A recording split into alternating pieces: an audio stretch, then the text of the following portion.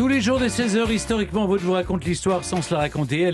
Elle nous raconte des histoires qui ont changé le cours de l'histoire. Clémentine Portier-Kaltenbach. Et aujourd'hui, Clémentine, c'est bien connu, tous les chemins mènent à Rome. Et ce ne sont pas les Sabines qui nous contrediront. Enfin, Sabine, celle qui s'appelle Sabine certainement, mais enfin, au-delà. Oui, en Sabines. effet, Stéphane. Oui, parce que voyez-vous, je voulais vous parler aujourd'hui de la sexualité des dieux de l'Olympe. Et puis je me suis dit qu'entre la messaline des ambassades et les orgies, là, trop de sexe tue le sexe. Donc c'est pourquoi je préfère citer Plutarque, qui, dans sa vie de Romulus, nous dit qu'on convient généralement que Rome fut fondée le 11 des calendes de mai. Le fondateur de Rome fut donc Romulus. Et Romulus lui-même était le fruit du péché d'une Vestale. Il est nourri par une louve, tout ça. Oui, jusque-là, tout le monde suit, on connaît l'histoire.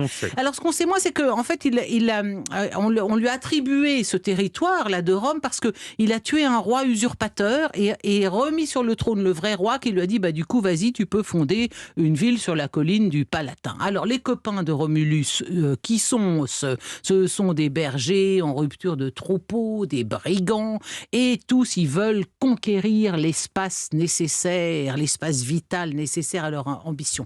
Problème. Pour créer une ville, il faut des femmes. Or, l'élément féminin manquait. Ils ont des voisins, ces copains de Romulus, qui sont les Sabins. Mais les Sabins interdisent à leurs filles d'épouser les compagnons de Romulus et Romulus. Pourquoi ? Parce qu'ils ont peur, tout naturellement, que se constitue pas loin de chez eux une société rivale, une bande différente. Alors, avec la tranquille fripouillerie qui est l'apanage des héros et des dieux, Romulus invita ses bons voisins, les Sabins, avec leurs épouses et leurs filles, à de grandes fêtes équestres en l'honneur de Neptune. C'est pourquoi, voyez-vous, on est quand même dans une forme de divine comédie. Et au signal, d'après Tite-Live, le signal, c'était que Romulus devait s'emballer dans son grand manteau. Les Romains s'élancent sur les jolis invités et on enlève le nombre nécessaire. Vous savez combien il y a de Sabines, là ? Ils en ont chouré combien, là, ce jour-là, pendant la fête de Neptune ? 30 ! Alors, selon Tite-Live, Romulus aurait quand même supplié les Sabines de les accepter comme époux, lui et ses compagnons.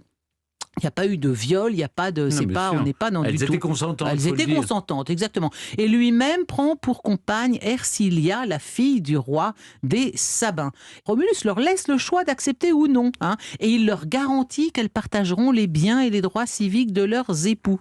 Alors les Sabins se retirent un peu honteux et confus, mais enfin ils n'ont pas dit leur dernier mot. Et donc ils vont finir par attaquer Rome pour essayer de récupérer leur fille.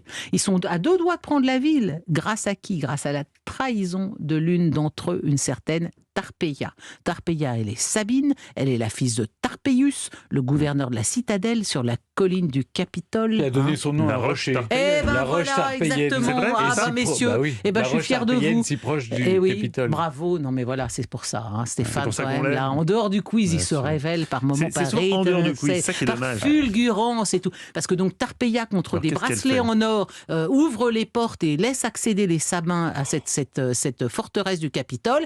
Et les Sabins arrivent, ils lui balancent les bracelets d'or, comme ça, mais ils lui envoient aussi leurs lourds boucliers. Et Tarpeia meurt sous les bracelets d'or et les boucliers des Sabins. Et sa dépouille est jetée du haut de la falaise. Et voilà pourquoi ça devient en effet la roche tarpéienne. Magnifique.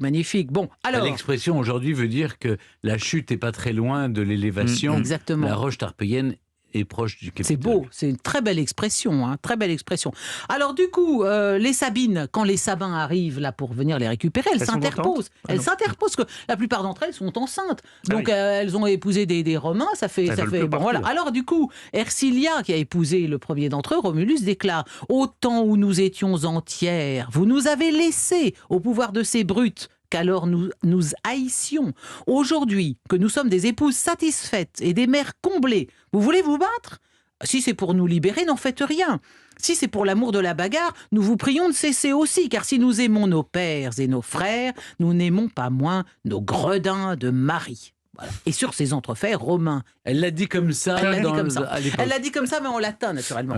Bon, j'ai voulu vous épargner la traduction. Alors, sur ces entrefaits, évidemment, Romains et Sabins renoncent à se combattre et vont même aller plus loin en acceptant de ne plus constituer qu'une seule et unique nation. Et les Sabins s'installent sur la colline du Capitole qu'ils avaient conquise durant la bataille. Voilà. Alors, tout le monde fait la paix et Rome est divisée en différentes tribus. Bon. Mais en tout cas, cette histoire a été très utile parce que c'est celle qui a fondé la famille romaine et la dignité de l'épouse romaine. Et bien ça, c'est pas rien. Et donc je dis vive l'Empire romain. Vive l'Empire. Vraiment d'être écuménique dans vos goûts. Mais moi je mange à tous les exactement. Une belle expression. Nous le saurons dans une prochaine émission. Merci, Clémentine.